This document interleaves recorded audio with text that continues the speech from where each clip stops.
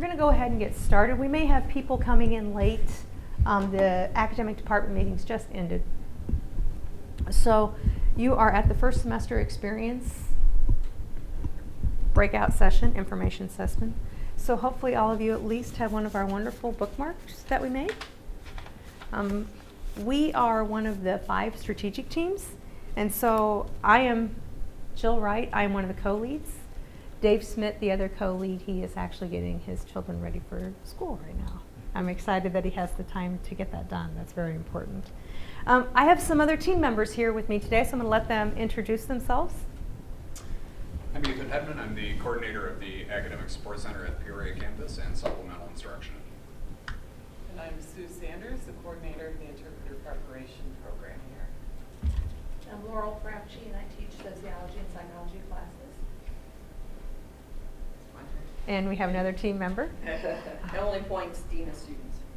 Okay, so our team has been working we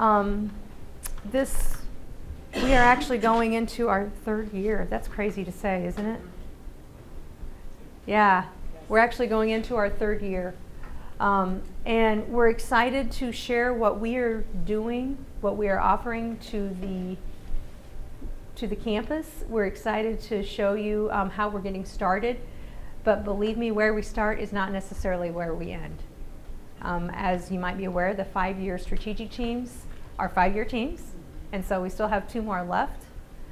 But succinctly, what we were the outcome that we were working toward is how do we engage students from the very beginning of their time at ICC and offer them the opportunity to engage from the beginning that helps them understand how they become a successful college student, what college is, and how do you eventually reach that intended or stated credential.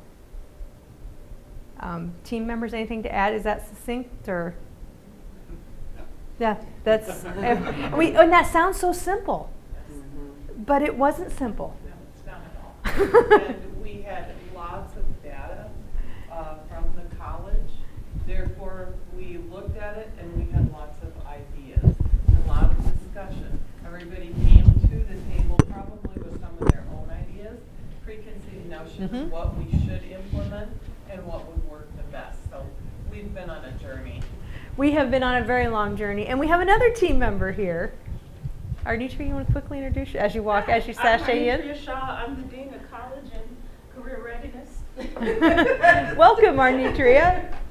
So these are the other team members. We are,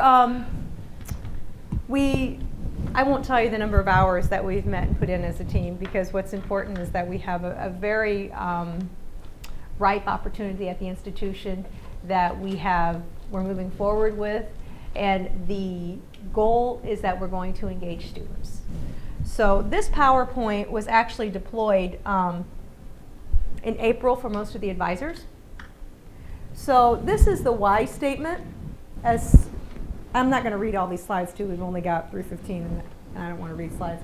But as Sue said right there, data-informed initiative. We looked at more data than we could even tell you about. Probably too much data. We decided, remember we were in data overload for a while, so we had to stop looking at data. And we had some very guided research. What student engagement interventions have greatest impact on student success? And as Sue said, we all had our own ideas, but we had to come together and agree on a couple of essential things. How do we flip the script to make an ICC student college ready rather than demanding college-ready students? We serve the students that come before us as an open access institution. So we found in our research that students who have an academic plan to completion likely succeed. And you will see on your bookmark, that is the one central theme that we never diverted from. If we're feeding into the persistence, retention, and completion agenda, which is we want all of our students to earn their stated credential, we never deviated from that plan to completion. We want students to feel connected to the institution, and we want students who use support resources. So those were 3 things that we never ventured from, no matter how much discussion we had. So we did a very deep dive. We consulted lots of research, and we found that when students have some sort of experience their first semester, some outcomes change. 10% more tend to complete entry-level math. It's a very important data set. One of the data sets that we really dug deep into was we lose many students during their first semester of math, their developmental semester. And most of our students, as you heard yesterday, over 60% start in Deb Ed math. 12% more completions in entry-level English. We're doing pretty good with English, but we could still do more. 12% of students, they're likely to complete 12% more if they have 12 credit hours in the first term. So you might be asking yourself, this is a developmental education course that we developed. So you might be asking yourself, why did you do Deb Ed when we have something like an ICC 110 transfer? Well, if you think about that, we tried to take some data sets to make sense. Students don't complete Deb Ed math. There's a high likelihood. We don't have a lot of hours that make our Deb Ed students full-time. We heard that from advisors. So we thought, what if we can hit them both? Help them become full-time so they can engage more. And honestly, that increases their financial aid package so that maybe they don't have to work 3 or 4 jobs, maybe just 2, because we know our students work a lot. 9% more students choose a concentration in the first year. We had to have that academic plan to completion. You can get out of here knowing what courses to take if you're doing it right from the onset. If you're doing it right from the onset.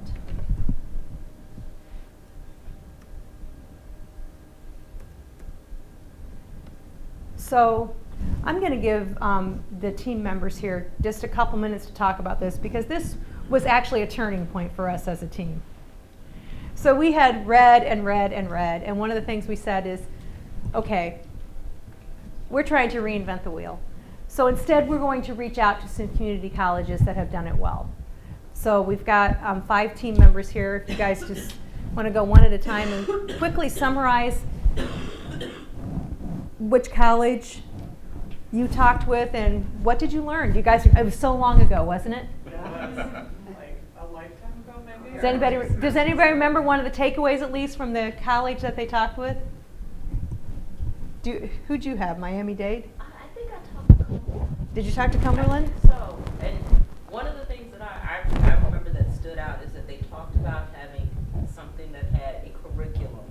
Like, you didn't just want to come up with these things that weren't attached to an actual course or curriculum, that everything kind of needed to be happening in one place. So that was sort of the thing that stood out to me from talking to them. So eventually, we decided to do, and I also remember they discussed, because I know we were overwhelmed with the idea of, oh my God, we got to come up with something that fits everyone. And they were like, oh no, we have students who do an online orientation based on, what their markers are coming in. So it kind of alleviated some of that stress of we had to find something that was perfect For everyone the first time. Yeah. Ethan, do you remember? I think, You who and I was it? interviewed Dr. Murphy. That's right. And was that Valencia? No, Cuyahoga. Cuyahoga, that's right. And we talked to Cuyahoga. And I think that one, I don't know what Ethan's takeaway was, but in hearing other team members plus our own, we were concerned going into this, if we impose a first semester experience, we could potentially lose students if it became mandatory. And what we heard, I think I'm stating this correctly, is that these schools are imposing something. It's a requirement. It's not optional. Mm-hmm. And I think that gave us a little bit more courage to say, Mhm. yes, we can do it here, because we had the perspective and the lens of decreasing student enrollment. We don't want to jeopardize that. Do you agree? I would agree. Yep. Yeah. Yep. And to kind of add to what Sue was mentioning as well, and I think that this actually builds off of Arnitria's point too. One of the big takeaways for me was that there wasn't really like a one-size-fits-all type option. That where we were in terms of planning something was really trying to think about, what's a pilot going to look like? And you can take the ideas that you have in a pilot and scale those up so that eventually you reach more students. But where you have to start is you just have to simply start. That was really like the big takeaway that I had from our discussion. Laurel? Well, actually, Pradeepa and I discussed with Cuyahoga Community College. Yep. And one of the things that I appreciated that you started out this session with is that this is our starting point. We need to get something up and running, a pilot to see, but that they, as part of their first semester experience, mandatory, they have a new student orientation, new student convocation, a first year success seminar. They were then working on a second year program, so this is just a starting point, but there's so many other ideas and other things that we can explore. So. Yeah, thank you for reiterating that. This is just a starting point. We're just trying. Emily? I think I had Oakton Community College. With Kristen? No. No? Nope. All I had right. to do it with Jennifer. Oh, I don't know. So Macomb. You guys had Macomb, because Kristen, Jacobs, Yeah, and so Flex had Michigan, Oakton. So there you go. Yeah, Jennifer talked about Michigan. So, but yeah, I'm totally blank. So Actually, Macomb Community College they're a leader. Macomb Community College is in Michigan. And they're a leader, and they have a mandatory first semester experience for all students. And they've been doing it for a few years now, and one of the things they do, I only know this because we read about it, and then we reached out to them. They have touch points for every student, no matter if it's a part-time student or a full-time student or a dual credit student. They've gone as far as their dual credit market. And they assess where the students are at, and then they put them in touch points. Like, okay, you're here, these are the things you need. You're here, these are the things you need. So some students are taking a 4-credit class, some students are not taking a credit course. So there's different ways of doing it. So as you can see, we reached out to schools that are successful in doing this. And one of the things that they told us, that I think everyone was told when we reached out to those schools, remember, where you start is not where you end. When you start, you may fail your first time. But at least you know that that didn't work, so do something else. Well, were their demographics different than No, students? no, they were not. As a matter of fact, Miami-Dade is a much larger scale. Yeah. So their demographics are primarily first semester students, students in poverty, and students who are coming in either to transfer, get a CTE, or to get a certificate. So we purposely pick schools that look somewhat like us. Some are bigger, some are smaller. But we've tried to pick, obviously Miami-Dade has primarily a urban population, but Macomb Community College has urban and rural, Oakton, urban and rural, Valencia, Square in Florida, urban and rural. So we tried, Cuyahoga is primarily urban. one thing about Oakton Community College was if you're in 2 developmental courses, then you have to take their first semester experience. So that's how they pick their students. So yeah. There's different ways that different schools are doing it. So there's no boilerplate way to do it. We have to try. So then we designed. And this is very critical to where we are now. We designed and we found that our most vulnerable students, we had 3 groups, but where they all met was that a high percentage of these students are Math 099 students that don't persist. Very high percentage. So that got us going, and we need to think about, not that this is a co-requisite to math, not that you have to be enrolled in both courses, but how do we hit that population of students? So we came up with an ICC 099 first semester success course.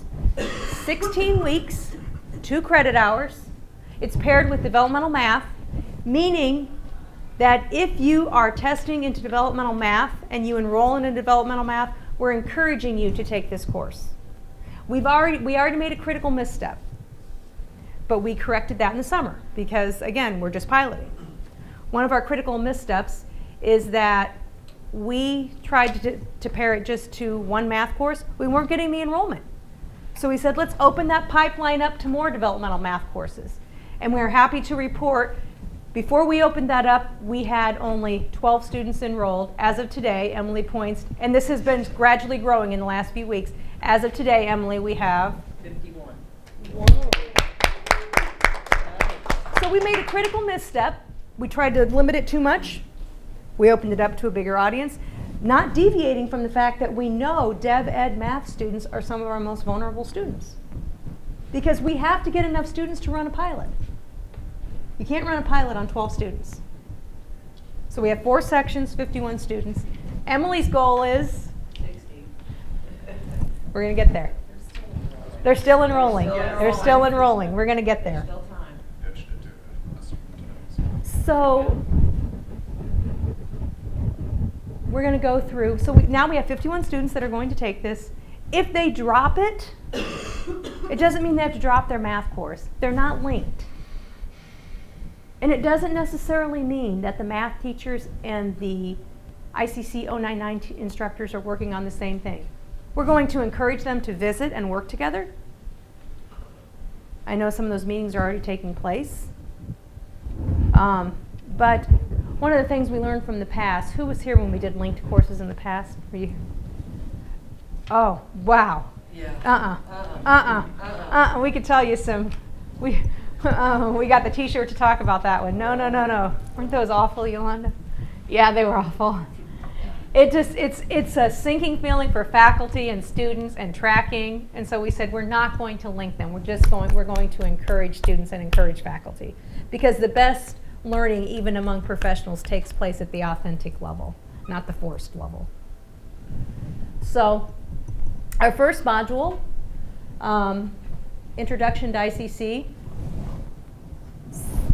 Help them with syllabi, navigate the website, resources, the basic policies, which is like the student handbook, how to use Blackboard, how to use these services.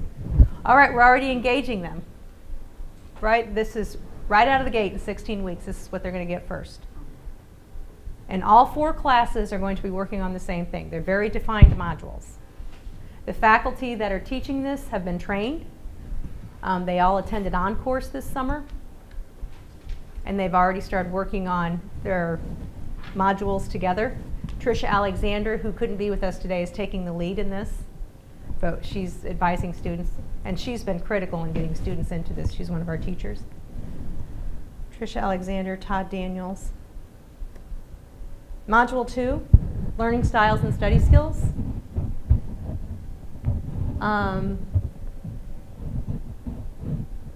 So just having them understand their learning style, how personality types fit into that, multiple intelligences, study skills. How many of us remember Archie Davis teaching study skills?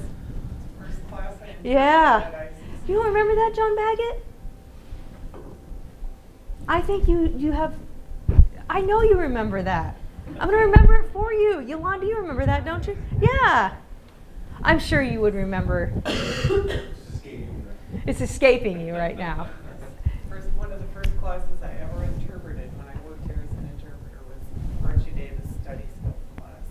And Ethan has a wonderful study skills story. We were sitting at our table for the Share Fair today, and I'm going to let him tell you his study skills story from this summer. Oh yeah. This is a testament to how much students crave study skills. Yeah, this is an area I think that we've just kind of come to understand that we have, that there's a great institutional need for. And so many of those study skills are, good predictors. I think that we, tend to think about them as like soft skills, but they're actually pretty good predictors of if students will persist and complete courses. And I think that through, we offered a number of these workshops over the summer for incoming nursing students, and I think wound up, overall reach, just through workshops alone, this summer was something like 160 students. Isn't that incredible? That's during a summer term. In the spring semester, that was about, I think, 350 or so. So that prompted Ethan and I to start the discussion of, this doesn't always have to be a course. There are students who we don't want to put a barrier of a credit hour course in front of them. There are students who, if you put these opportunities in front of them, they will engage. So that's just a wonderful testament to, you know, how we can keep expanding this. And then test taking strategies, that's their second module. Goal setting, time management, study plan. Wow. We all know that sometimes students need to be aware of the victim versus the creator language. I'm a victim of. Right? It's not me, it's him. That's not my role. I shouldn't have to be doing it. They shouldn't ask me to do that. I'm not going to do that. Let me tell you why I shouldn't have to do that.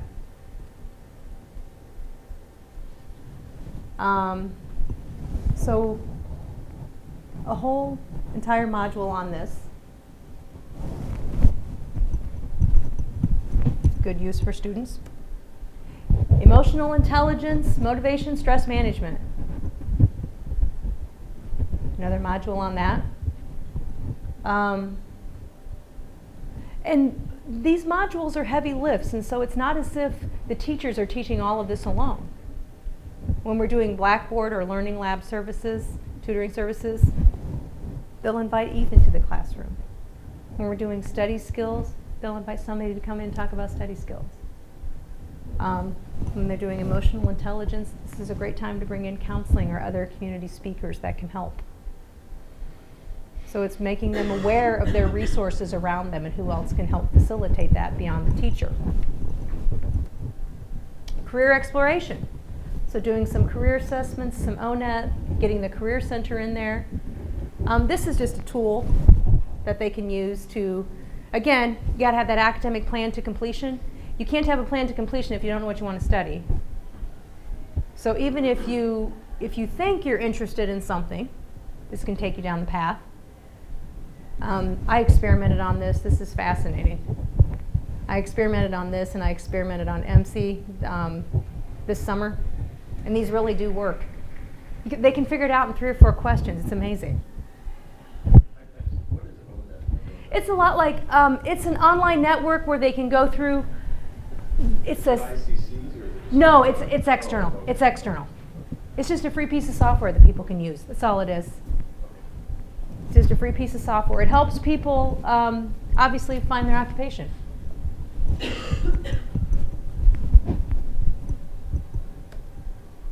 And then, now that they understand ICC, understand more about themselves, understand our resource base, understand their choices, their possibilities as a career choice, then it's time to put together the academic plan to completion. And for this, we'll plan out courses for the entire ICC career. Those actually, we have some tools in PeopleSoft that'll help them do this. They're out there. PeopleSoft helps you predict out when courses, it tells you when faculty submit to curriculum committee, they have to say whether the course is typically offered in the summer, in the fall. So all those tools are available to students so they can start planning. It doesn't mean that they're going to have Philosophy 110 at 10 a.m. What it means is that they understand, oh, I'm going to need Philosophy 110. Well, look, that's offered every semester. Oh, I'm going to take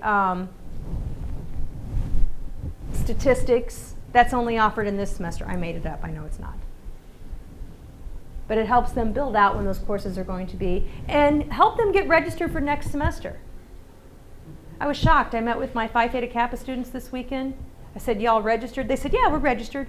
And they said, and this one little officer, she was so nervous. She said, but Jill, I've got, my 2 best friends aren't registered yet. I said, why not? She's like, well, they just haven't got around to it. Okay. They're going to register. They're smart kids. Okay. She said, okay. But this gets them registered for next semester, gets them into the advising office, so they start meeting with an academic advisor. Again, we're not going to expect the instructor to do this, but it gives them a chance to get the academic advisors into the classroom and helping them. And then a financial plan. Wow. Wow. It's a huge piece. What about our financial aid? What about our scholarships? You know, our scholarships are opening October 1 now. And they'll be awarded by April so that ICC is the first choice and not, you know, let's invert that to the first choice. Help them with their own budgeting. Help them understand the roles that you can make when different types of jobs. You know, if you have 3 jobs, here's what you're giving up. If you have 3 jobs, here's what you're going to make. Here's the cost of school. So it's a financial plan. And then a final academic success plan. We put it all together for them in the end. Draw all those pieces together, which leads them to success. So that's how we're deploying this in the fall. 51 students. We'll be collecting data on every one of these modules. We'll be collecting data on the students that complete the modules, the students that don't. We've got systems in place to track these students. If they tell us their academic plan to completion is 3 years, perfectly acceptable, we're going to track them those 3 years. We've got their academic plan to completion. Did they stay on target with that plan? If not, did they know to change? And so we understand that these are good modules to start with, and we also understand that in the end, if these are the 8 modules that we continue through, this doesn't always have to be tied to credit. But we're just doing that this time. This course this time is actually the tuition and the fee for this course, because it's a lab course. It has 2 credit hours, 1 credit hour in the class, 2 lab hours, which comes down to 2 credit hours, because this is not just going to be taught in a straight lecture setting. Sometimes they'll be in a computer lab. Sometimes they're going to have them out on campus, meeting people and doing things. There are likely pieces missing, but this is our start. This is our start. All right, I've talked enough. Team members, something to add? Questions? Yeah. So what I hear you saying is a bit different than what I've been hearing in the atmosphere. So I want to make sure that I said. Sure. So this all sounds like a really good idea. There are clearly loads of students who would benefit from that. Mm-hmm. We think so. One of the, I guess, questions that I've heard, concerns is, and admittedly, this is just a pilot at this point. Sure, absolutely. I think there's been a worry that I've heard more than once. Oh, we're going to make every student do something like this, when clearly a large portion of our students might need it, but quite a number of students just don't need it. They won't need it. But what I hear you saying is, because even some of the examples you mentioned was a Cuyahoga or COL, Mm-hmm. they have ways of differentiating. They which do. students may need what, is that correct? Right, because think about all the data that we get. Think about all the information we know about students before they ever come to us, right? We know their high school GPAs. We know their test scores. We know whether or not they've taken dual credit courses. We know whether or not they've gone to another institution. So we have to find a way, and this is going to be the work of the committee this semester, and they're looking at me going, we are not meeting for 2 hours every Friday again, Jill. And amazingly, no one has left the team. That's what amazes us. Well, Jennifer did. Jennifer said, "I'm going to another college." No, it was a difficult situation for her, but she's excited to bring this to where she's going too. We need to now figure out, given all that data that we know about students, how do we assess who needs to go where? Because the last thing we want to do is put another barrier in front of students. We think about, oh, go ahead. In speaking with some of the other schools that have done this, that are further along than we are specifically, they said one of the challenges, one of the barriers they had was dealing with the mandatory nature of the first semester success course. And they said in particular for dual enrolled high school students, Mhm. ESL students, so they're still just trying to, Mhm. okay, so mandatory for who, how do you determine that? If you're going to get to the point where the class is going to be something that you're going to need to pay for, well, then that's a huge, so I mean, there's just a lot of that we're going to be exploring. We're going to be exploring, and that was one of the reasons why we didn't want to put the roadblock of financial burden on the student this time. Again, we may throw this out the window and start all over. But we thought, okay, if a barrier is, if students don't come to us because of finances, why would we want to charge them more money? So we wanted to deal with this population who we knew typically are high need students, often Pell Grant students, we took a look at that. But what we don't want to do is put another barrier in front of students who are ready to go.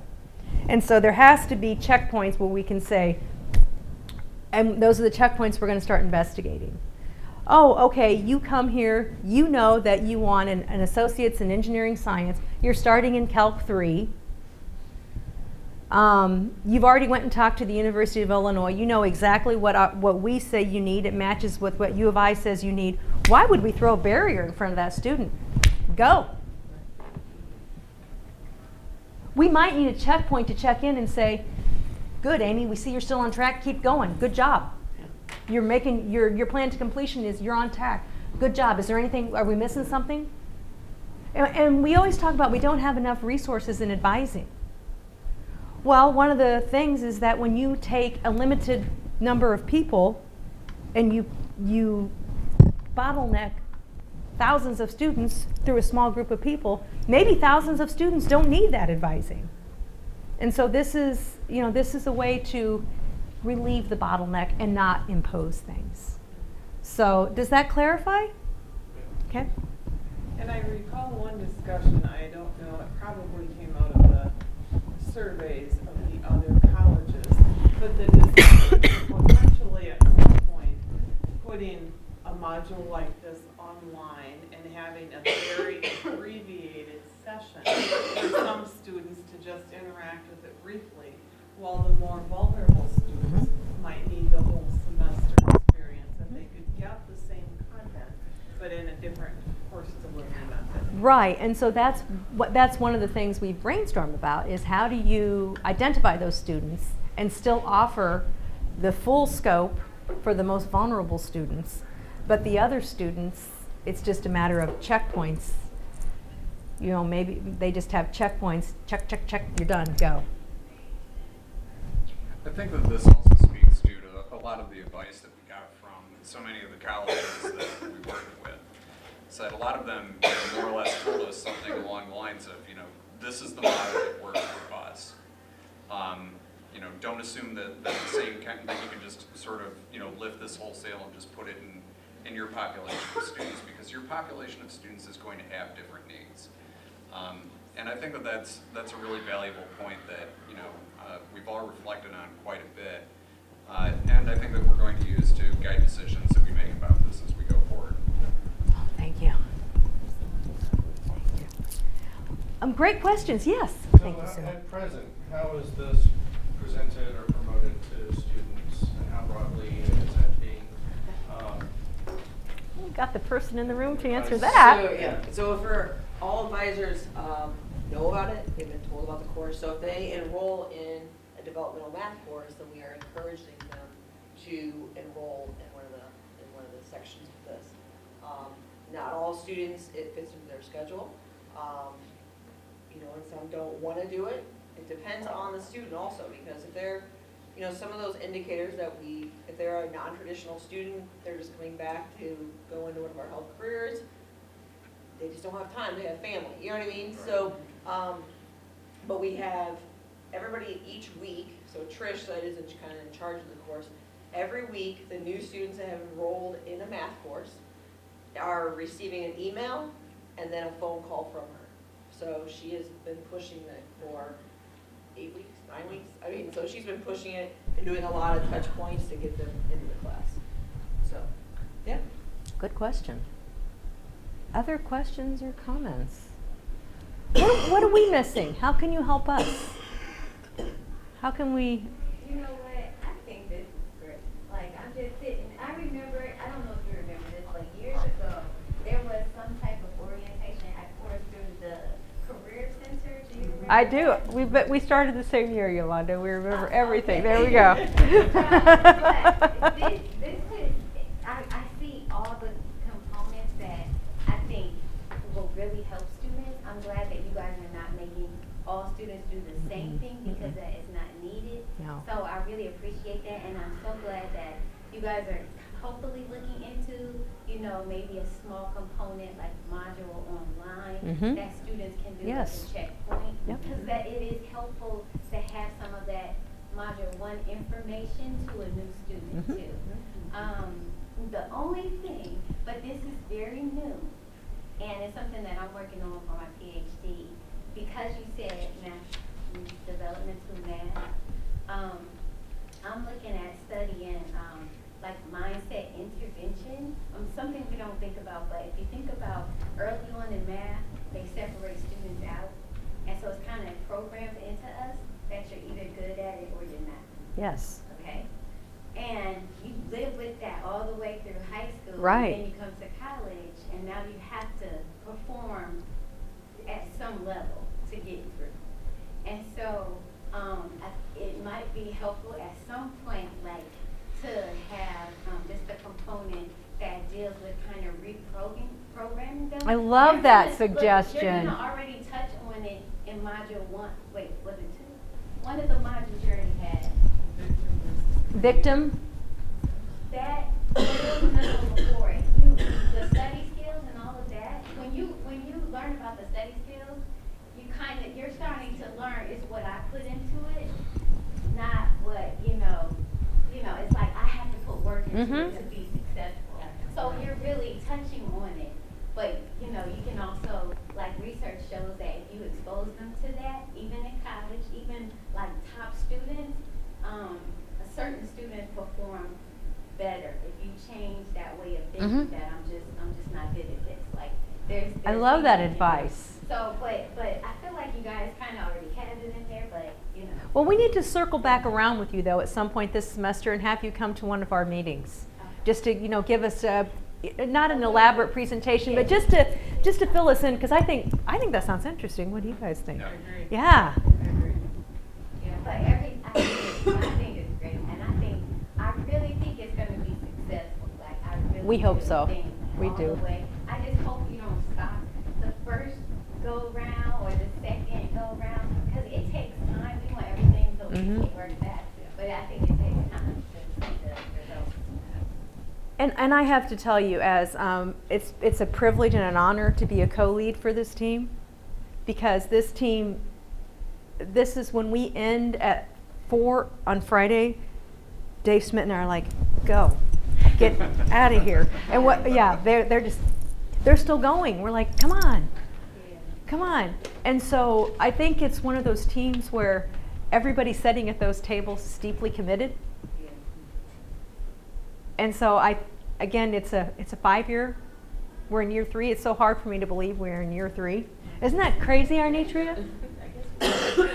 We've been out, yeah. And so I think that you're going to see that the team is committed, and I think the institution is committed to this too.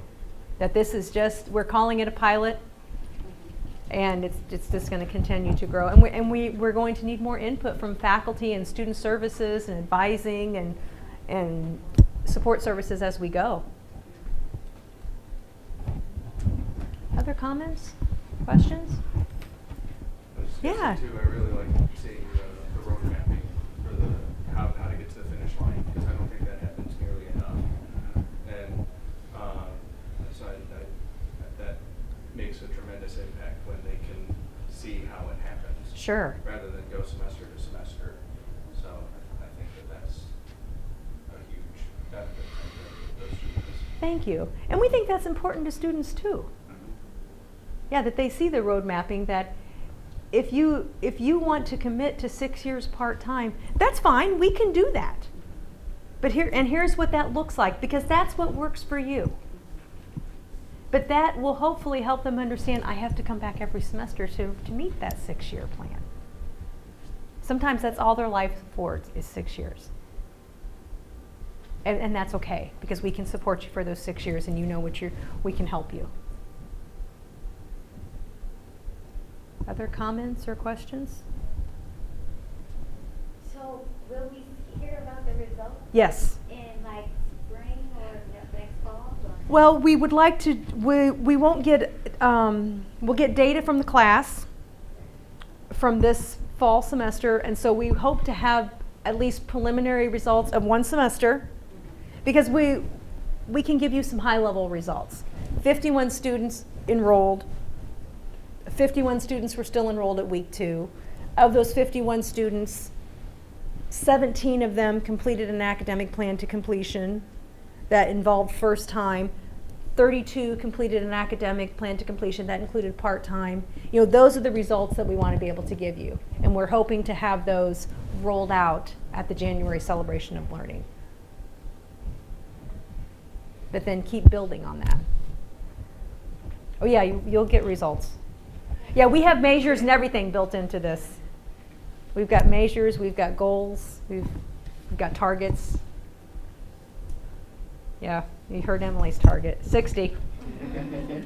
And honestly, our target was 100. We realized quickly that was realistic and we scaled back. Our target has always been 4 sections and we still have that. An evening section, a section on the Peoria campus, and 2 other sections here. And that target that was implemented and we've met that target. All the sections are going to go. Okay, thank you guys so much. Team, closing comments, any of you guys? Just to add that I'm proud of the work that we've done. It's been a privilege to work with this team. And like you, Yolanda, I'm really hopeful that this is something that's going to have a benefit, that's really going to be a benefit to our students. Yeah, it's been a fun team. Emily looks at me like I don't know about team. Every Friday. Every Friday. Not every Friday anymore. We're good. All right, thank you guys so much. Have a great afternoon.